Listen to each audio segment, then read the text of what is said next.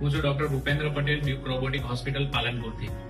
આજે મારી સાથે છે ડોક્ટર જતીન વડોદરિયા અમદાવાદથી, ડોક્ટર પ્રતીક્ષા અમદાવાદથી અને ડોક્ટર અક્ષય પટેલ અમદાવાદથી. તેઓ ડ્યુક હોસ્પિટલની મુલાકાતે પાલનપુર આવ્યા હતા. અમારી ટેકનિક એટલે કે રોબોટિક ઓક્સીપ્લાસ્ટી, રોબોટિક પાર્શિયલની રિપ્લેસમેન્ટ અને રોબોટિક ટોટલની રિપ્લેસમેન્ટ સર્જરીની ટેકનિક જાણવા અને સમજવા માટે. આપણે એમના જોડેથી પણ જાણીએ કે એમનો આજે અનુભવ કેવો રહ્યો. આજે ખૂબ જ સારું નોલેજ મળ્યું રોબોટિક ની રિપ્લેસમેન્ટ અને રોબોટિક ઓક્સીપ્લાસ્ટી માટે.